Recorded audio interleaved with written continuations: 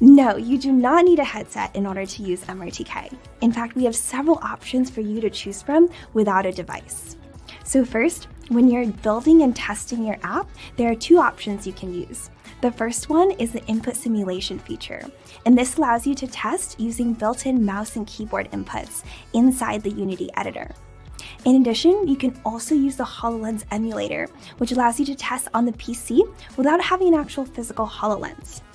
And when you want to actually deploy your app, you still don't need a headset for that. In addition to deploying on the popular XR devices, you can also deploy your MRTK app to mobile devices using ARKit and ARCore. And in addition, you can deploy your MRTK app as a 2D app to desktop or to web using WebGL.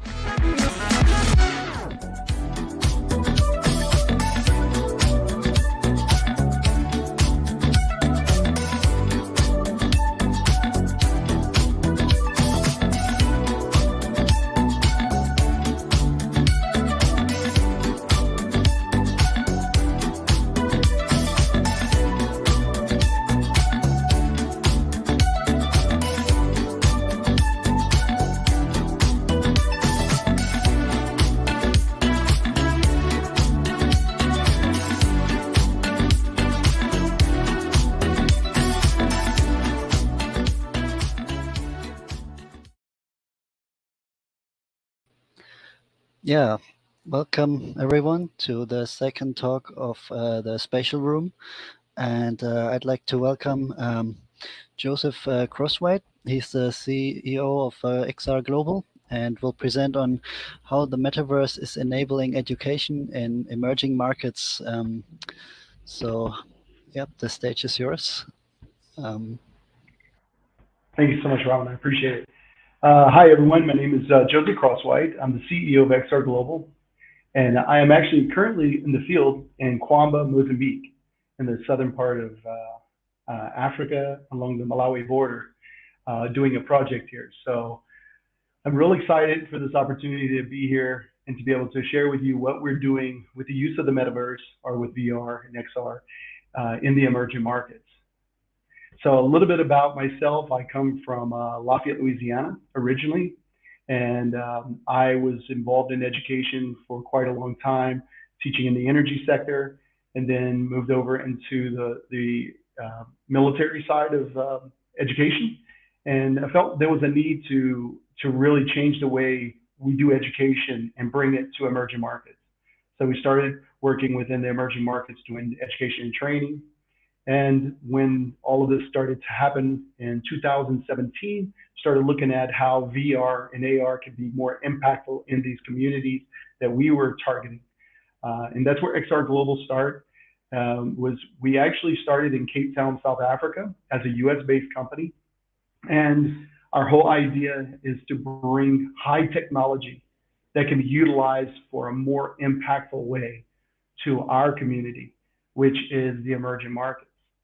So we started actually in 2019, the end of 2019, with XRGlobal. Prior to that, I was with another company, and which more focused on the federal government.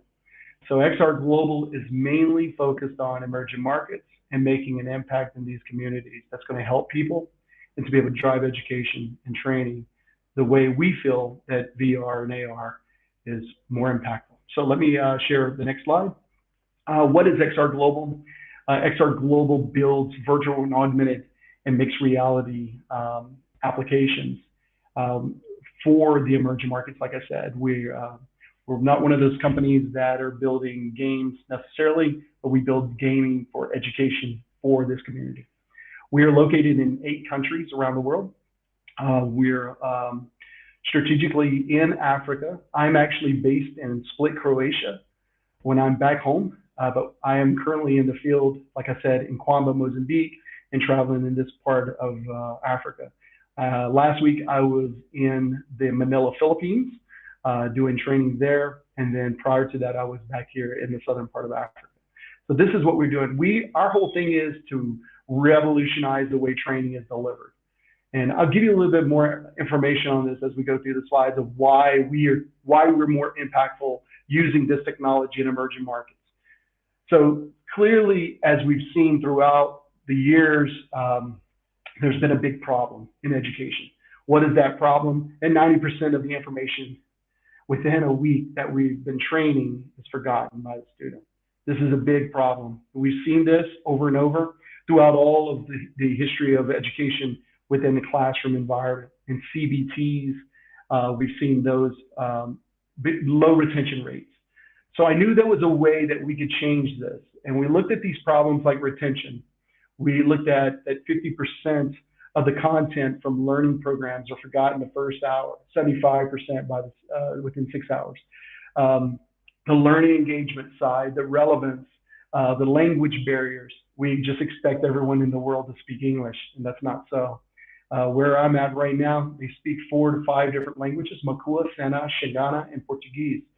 So we can't come into these countries and start teaching them in English. It's a big barrier for them to learn. So our focus is to be able to make education more effective, because we know these problems and we've seen these problems over and over again. What is the solution? Well, immersive training has always been the solution. Changing the way our brains have learned in how we present education. And when you look at this chart by the learning retention rates, you will be shocked and I know most of the people who are involved in education understands this, that we see that VR is about 75% retention, higher retention than 5% in a lecture. And so when you think about the way we've learned over these years as students in schools, the teacher says something to us and you have this long lecture, and then we go home and we pretty much forgot everything that our school said or our teacher said, and then we're given homework. And where does the student learn? Whenever they're doing. And so doing at home, doing the homework, that's when the brain actually absorbs the information that's given. This is a backwards way of thinking about how our educational system is today, because I've learned the same way. And I struggled through school as a child on learning because I was more of a doer. Now I wanted to do instead of just sitting there listening to my teacher go on and bring up a chalkboard and write things on the chalkboard. So this relevated to me. So I started thinking about, like, how do we make a difference? And when VR came out, I was very excited because I knew that we would be touching on something that can change lives forever, and that we could be able to bring education to the world and with this technology, and we will be able to see the rise of people in economies and knowledge across the sphere instead of just in America, where I'm from, or in Western Europe. So we're this is what we're all about, and this is what this topic is all about today, is how the metaverse is enabling education in emerging markets. And so I'm really excited to be able to present this. So the solution, we know that by reducing training budgets, PricewaterhouseCoopers actually studied that when you do training with VR, it basically cuts the cost by half. And most people didn't realize that. Today in Africa and in the 8 countries that we're working in, our average cost of a student is about $2 to $4. And we compared that to some regular courses that they've traditionally done by the NGOs around the world, and that's normally about $100 a person. So you can see the drastic change in how VR and the metaverse can make things different and be able to cost save to the world in education. We did a study on this, and it was interesting. In 2018, I believe, I did a study in Rwanda I spoke to my boss at the time and I said, there's a need for us to find out what the truth is on VR. This project was called Hingawizzy. It was funded by USAID, United States Agency for International Development, and it was part of a program called Feed the Future. Basically what we did was we went in and we got some curriculum from the IFC, which is part of the community of the United Nations. And we got some curriculum on first in, first out inventory management for agro dealers. So we took 40 agro dealers and we brought them to Kigali, to the capital city, and we split them up into random groups. So we had 2 random groups. The first 20 people we actually took and we gave them a traditional course in Kinyarwanda with a Kinyarwanda speaker using PowerPoint in a traditional class that we always see in emerging markets. They bring everybody in, they pay them a per diem, they feed them, they take the course, and then they're on their way. Normally it's about 4 to 8 hours. So the course was actually 4 hours given to them. We did a pre-study on it. We did an assessment, a pre-assessment, and then we did a post-assessment. At the end of that assessment, the knowledge and retention level that the people received was 5% increase in knowledge. It was very shocking to us. And then we took VR headsets, and at the time we were using mobile VR, with just cardboards. And we built the same course that took 4 hours, and we made it into a 30-minute course in VR. And we gave it to the other group of 20. And they took it in 30 minutes, and they scored an 89%. Now, the baseline was 43% across the board of where they were. And so we had 9 times the retention from VR versus traditional training. These results were shocking to us. They were shocking to the US government. They were very surprised. And they were like, wow, we've been wasting a lot of money on our training because no one's ever really studied the knowledge retention levels over the years with these projects. So we were really excited about what the potential was. So that's when our focus changed and we said, hey, listen, we really need to focus on this market. And focusing on emerging markets is the best thing we've ever done as a company. We're real excited about where our growth is. So we know that this is a good solution. One of the things I did at the time, we were working with US Air Force. And so we were like, this is just really interesting. So we went back and did a study back in the US, within the US government, and we found out the same results. It was 5% increase in knowledge versus the other percentage, that high 89%, which is basically what the charts have been saying the whole time. So we're onto something. So we knew that we had a solution that can really be more impactful and be able to help people. But we had some barriers to accomplish. As everyone knows, VR is it's not cheap to build, and equipment is expensive. So how do we go about doing it? And that was a big challenge. When I started XRGlobal, this is one of the goals that I had. How do I lower the barrier of entry so that the emerging markets can be able to grasp this information, have access, equal access to education and training than we have in the West? So I wanted to make it across the board. So this is what we did.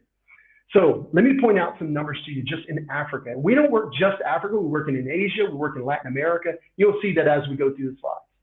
But just to give you an example, $289 billion a year is given to Africa in aid. $200 billion each year is in training. These are estimates, but the numbers are very close. If you look at the retention rates, because this is the way we've been training, we've been doing this type of training for years, and this is what everyone's still doing. So if you look at the loss and the failure, we're looking at $190 billion a year in funding that is failing people within the continent of Africa. This is a sad situation, and we're seeing it really in emerging markets. We have this saying, poor people make people rich. And it is a true statement. When you look at continents like Africa, and specifically, I'm in the 3rd poorest country in the world, Mozambique. We're seeing it. You see projects continue, repeat themselves year after year after year after year. And they're still training the people the same things, still teaching them wash, which is how to wash your hands, how to have purified water. We're still teaching inventory management to the agro dealers. We're still teaching aflatoxin, or we're still teaching fall armyworm, which destroys 40% of the maize in this part of Africa. We see it year after year after year. It's because there's funding that comes from our big governments like the US, the EU, DFID out of the UK, GIZ out of Germany, and they are trying to do, and they are making a difference, but projects continue and continue and continue. There's a cycle. So this is a big challenge for us. So this is a big problem. What we want to do is show you how we're using the metaverse in this market. So our solution is to use XR as a solution for impact. I took aside the money and how much it would cost and started looking at all the variables of this and said, what is the cost of impact? And I never could find it. I never could figure out what the cost of having someone have this high of retention. What is the price of a child learning and be able to absorb the knowledge that we're giving them? I couldn't put a price tag on it. I knew what my cost was using the equipment and all this. I didn't know the price of retention. And still to this day, I have to say, I don't know the price of that. But we see in the results. XRGlobal is an impact organization, an impact company. We're a for-profit company based out of the US. So we're not a nonprofit, but we work for all of the nonprofits around, most of the nonprofits around the world. So our focus is impact and how we can use XR for impact, which is a great, great thing.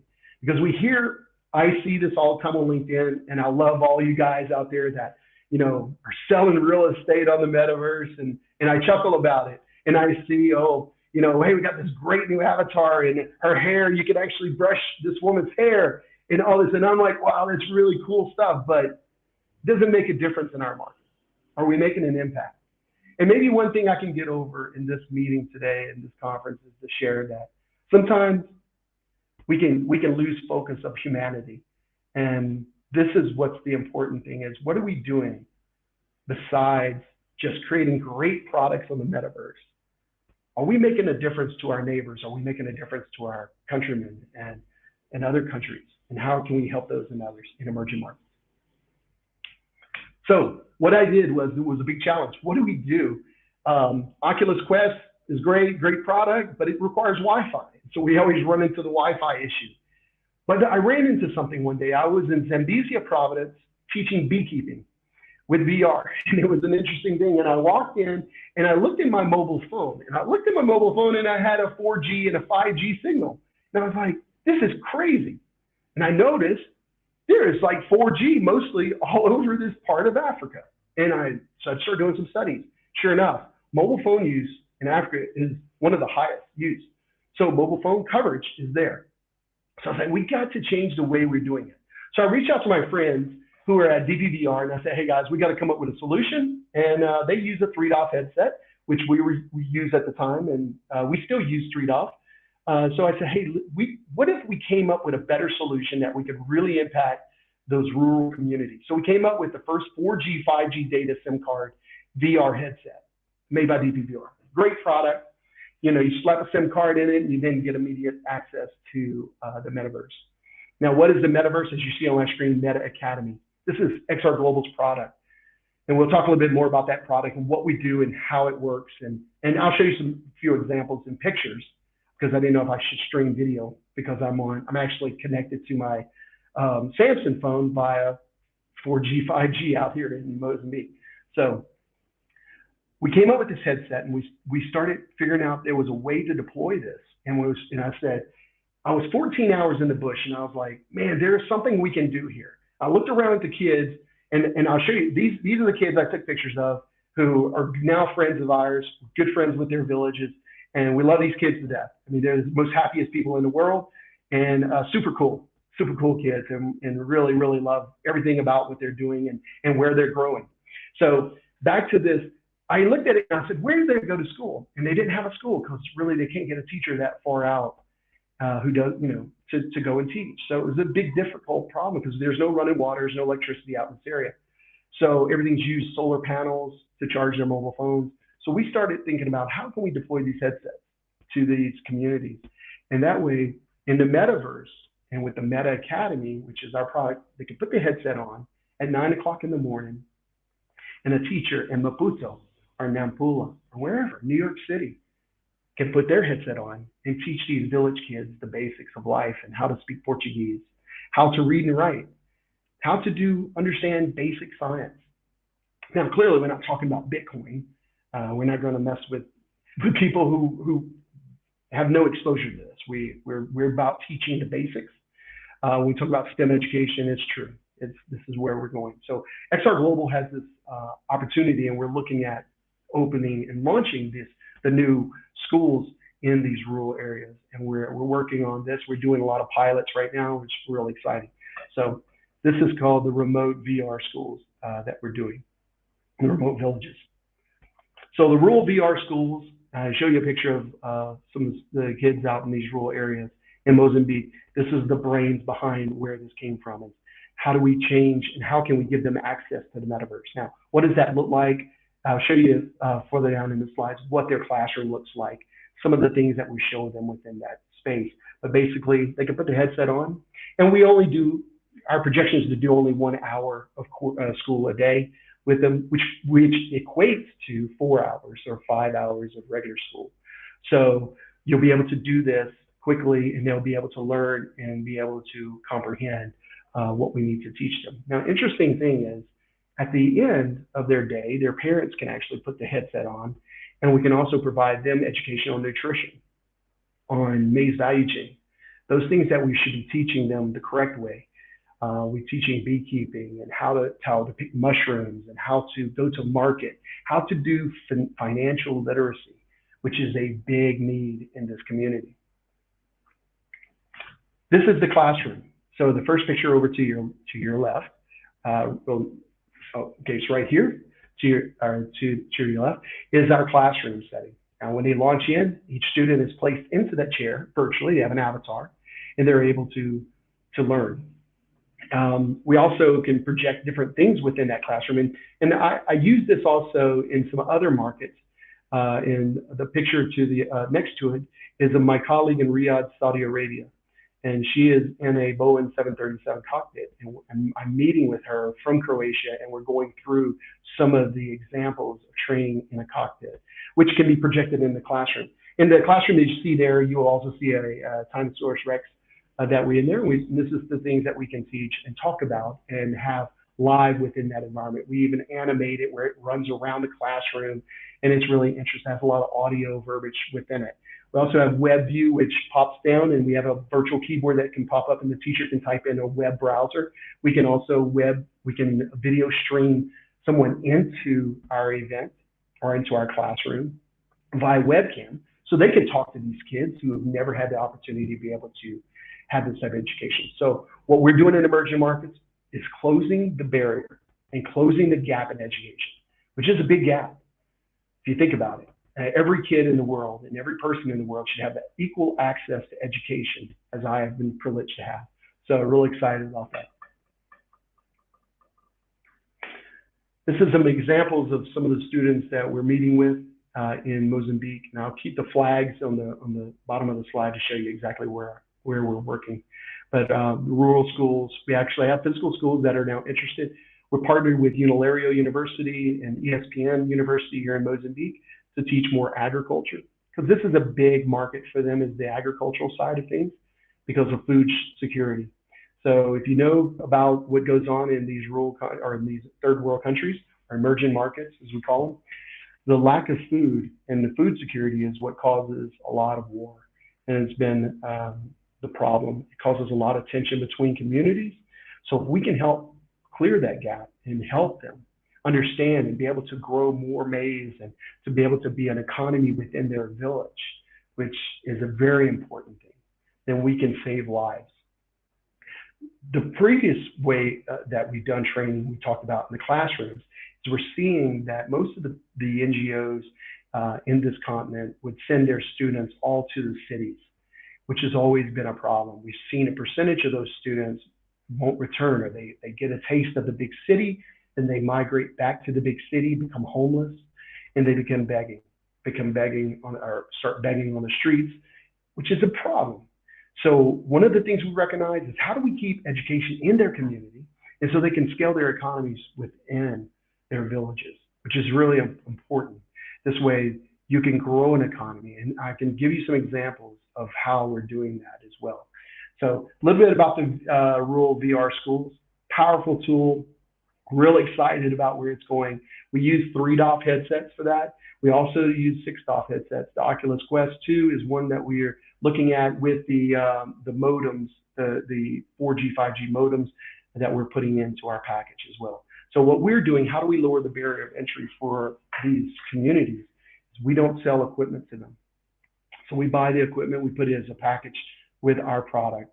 And when we go out to deliver, we deliver a project timeline. So it would be basically an annual contract. And most of the time, it's a lot cheaper, 40 to 60% cheaper than their traditional training. So we provide the equipment, we provide the support, the Meta Academy, which is a live online and offline. I'll talk about the offline as well here shortly.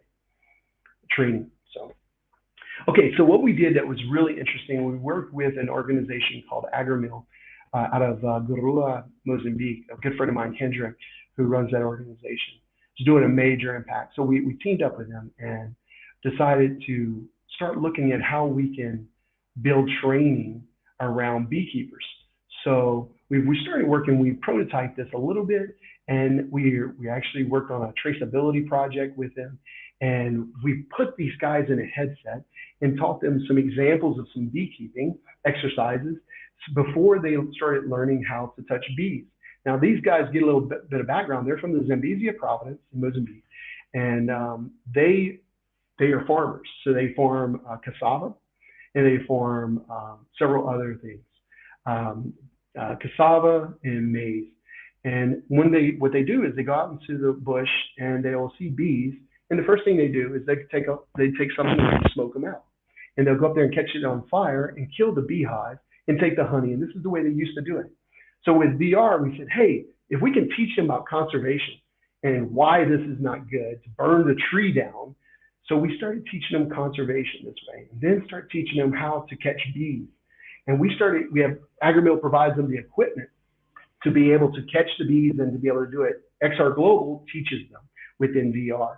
And so with this product and with this partnership, we have been able to bring 650 farmers together this year and been able to train them and put them in motion for growing their own hives and managing their own apiaries and producing honey. And AgriMill buys the honey back from them and then sells it on the market.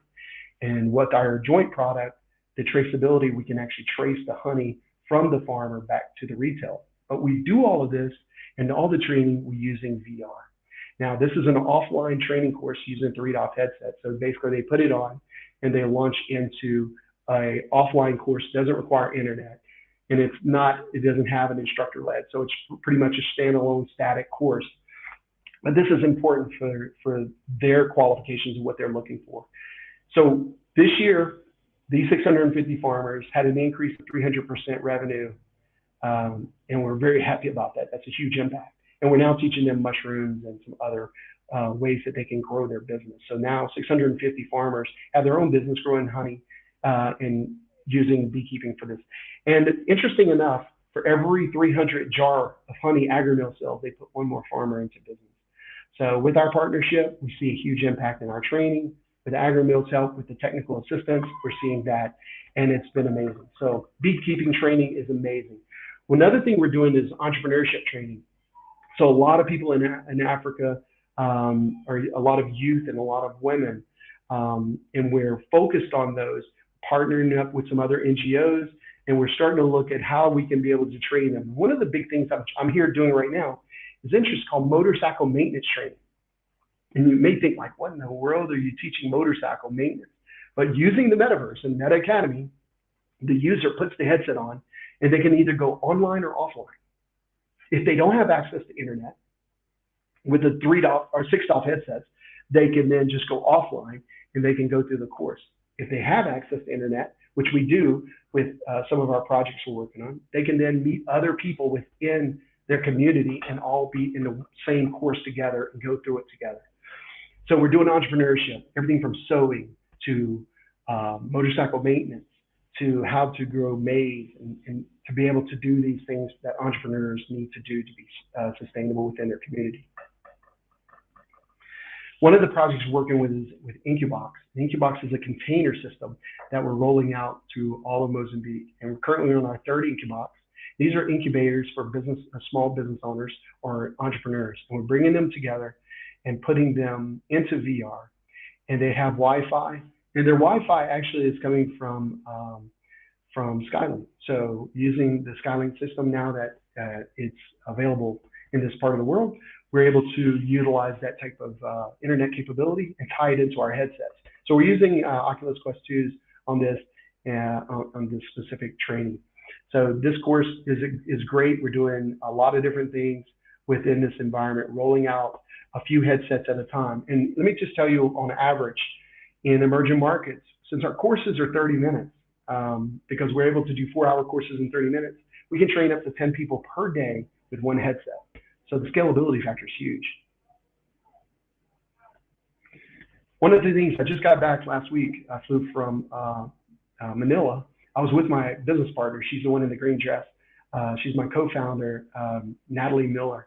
She's a brilliant woman from, she's American, but married to a South African, lives down in Cape Town, South Africa, and doing some amazing things.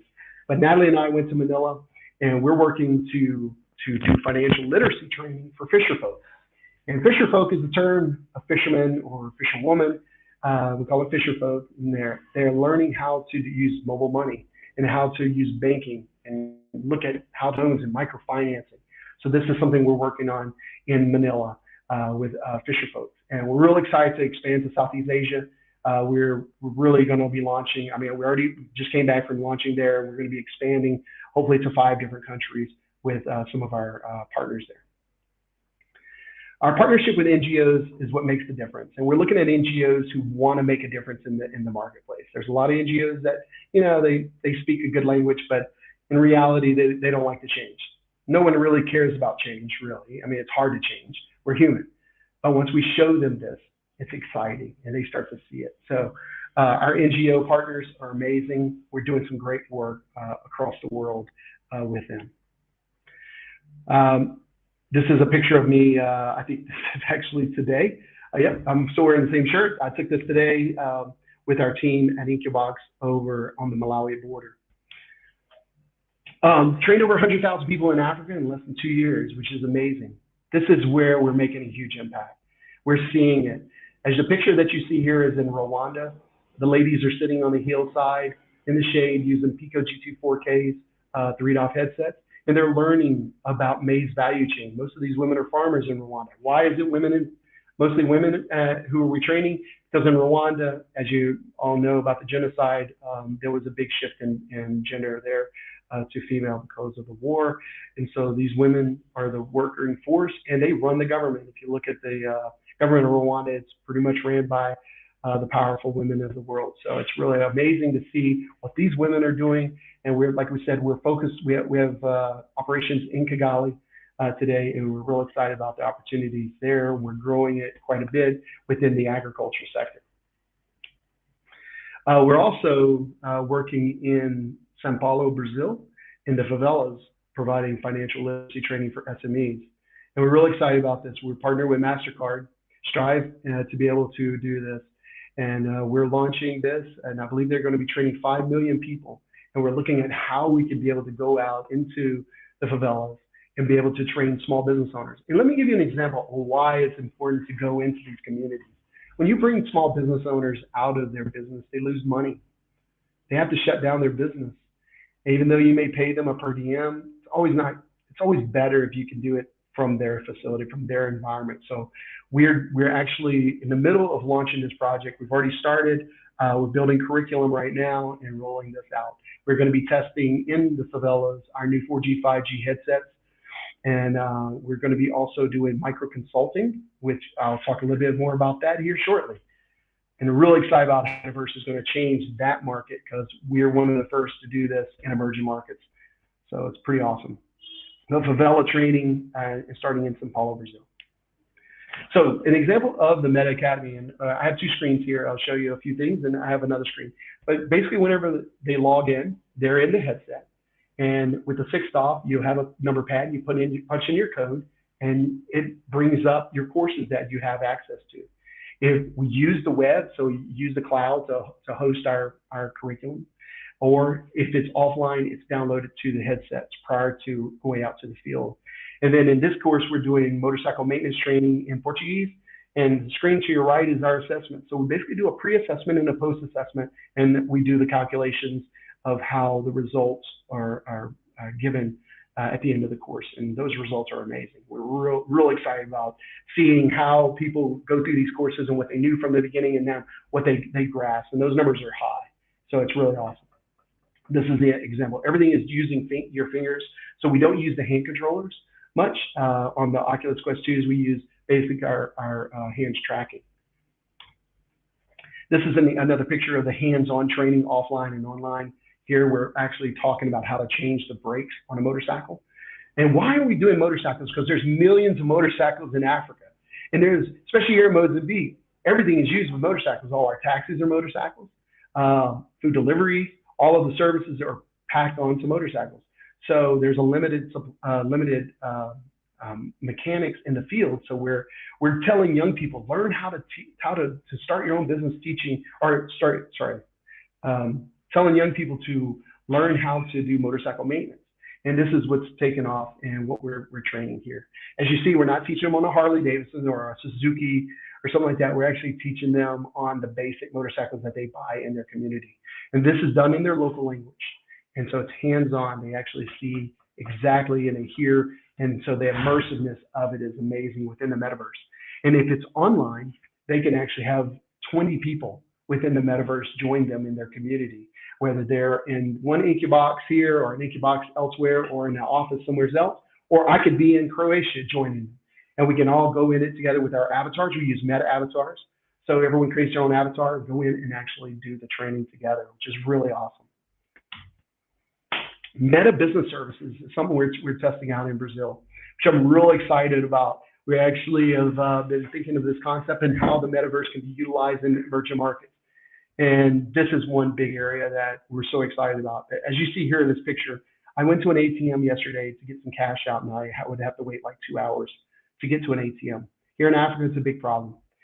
In emerging markets, and just say like Manila and some of these other countries, big cities like Manila, it's such a big place that if a small business owner needs to go get financial consulting or microfinancing consulting, they have to shut down their business for the day, travel into the city, and then go and do this. What we are decided to do is, let's change this. Let's bring it to them. How do we do that? So we're partnering with financial providers like banks, and we're very excited. We're actually just launched with the second largest bank in Africa, and we're actually testing this. So the way we do it is the banks now have headsets. So they assign a consultant within their bank to have a headset, and they have a calendar. People can then go on their mobile phones and set up a calendar, look at the consultant's schedule, and choose the date and the time they want that's available. They can choose it, and then when that time comes, how do we do this? Well, let me jump ahead real quick. What we do here in Mozambique, we take a motorcycle guy and we put a headset on the back of it, and that's the headset case that we use, and he delivers it to the guy to the right who needs consulting. So the motorcycle guy delivers it, the guy puts the headset on, meets virtually in the branch of the bank with the branch person, and he consults them and talks to them about his business. And then he can also say, since you have the headset, why don't we push out some training to you? So they can do financial literacy training. They can talk about bank services, bank retail. They could share with these guys while they're in their own business, the solutions that they need. So this is a very powerful thing. So let me jump back and show you what that looks like. Here we go. So this is what it looks like in the Meta Business Service Center. The one to the right is our classroom. The one to the left is the conference room. So we have a whole conference room. We also have these individual pods that they set up to where if it's one-on-one, or it may be a group of businesses that we want to roll out some additional training to. We do it through Meta Business Services in partnership with the financial institution. This is it. Right. So what's some of the feedback we're getting from our clients? I'm not going to read through this, but let me just tell you in general, because we're just so small and I'm getting old and I can't really see my screen. So what's our client saying? I tell you, an 80-year-old guy told me one time, he said, you know what? He said this in Portuguese to me, and he said, I've been told for years what to learn. And all I heard was, this is what you have to learn. This is what you need to learn. This is what you need to learn. So this is the first time I get to see and do what I've been told to learn. I get to see and do. And this is a powerful statement. And I think that probably speaks volumes in emerging markets and the use of metaverse. And like we said, we use the metaverse offline and online. Yes, it's not the retail shopping centers of the world, but we're using it for education and training. this is the last part of my slide. I think I went 40 minutes, so I didn't expect to go this long. So, but I think we're allotted 40 minutes. So this here is my LinkedIn account. If you want to scan my code, connect to me on LinkedIn. If you have any questions, like to connect with our company, please do. I really appreciate the time today, and I look forward to all the feedback and questions. Well, very interesting talk, Joseph. Yeah, I'll leave the slides, or I hope everybody could Here, scan the I'll QR present it code. I again. I mean, apologize. they can skip back on YouTube, so it's not really relevant. Very interesting. Yeah, Okay. I didn't know that much about the projects going on in Africa, and yeah, it's definitely interesting use case for XR. And yeah, I'm really curious how it is to like. Well, I've been like on conferences showing people VR headsets, but like since Africans have even less like contact to technology, what is Sure. their first reaction when they put this on and like yeah? Yeah.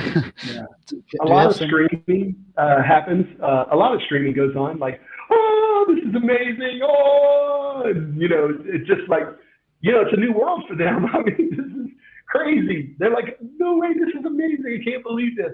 So yeah, that's a reaction. How is I'll tell you this, the big question we always get is, what's the acceptance rate of people? Is there people that are like, no, I don't want to do this? Yeah, 100% acceptance rate so far. 100%. And now we do it differently. Now, clearly, we put kiosk mode on all our headsets, right? So we control that thanks to Arbor XR and their great product. We use their technology for that to be able to launch our platform on it. So when they put it on, they don't have to click and like go through setting up their guardians and all this. We try not to do all that. We don't make it so complicated for them. We put it on, and as you said, the headset activates because it recognizes that you have a headset on yeah, and right. launches the app. So it's simpler. So that's how we do it, to be honest with you. Yeah, they don't get to play the games like we normally do.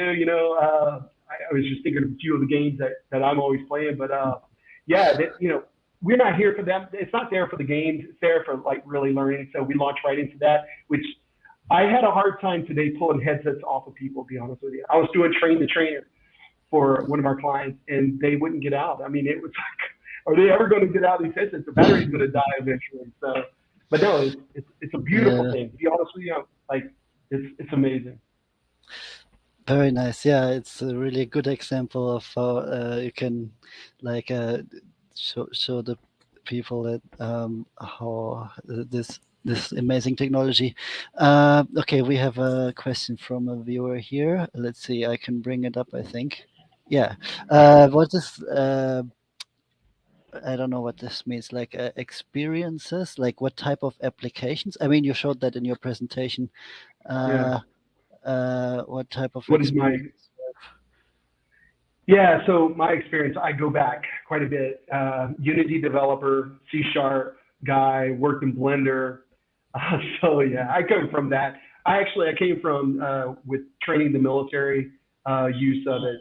The Air Force, the F-16 fighter pilots. We did the basic fire maneuvers for the U.S. Air Force training facilities in San Antonio, Texas, Arizona. So yes, I come from a VR, XR, and yeah, I come from that That's the background. I just felt like, traditional start, yeah, for yeah, many people. but I'm an economist. I'm an economist by trade. I've been in Yeah, emerging markets doing economic growth and development, and then I learned Unity because I had to, and became vice president of a large company that eventually closed because they were, and that I picked up the international side of the company and started XRGlobal. So that's the reason I started. I was the vice president of the company at the time, and I was focused on looking at how we can make impact in emerging markets. And we just never got there until the company closed and I started XRGlobal. But good question.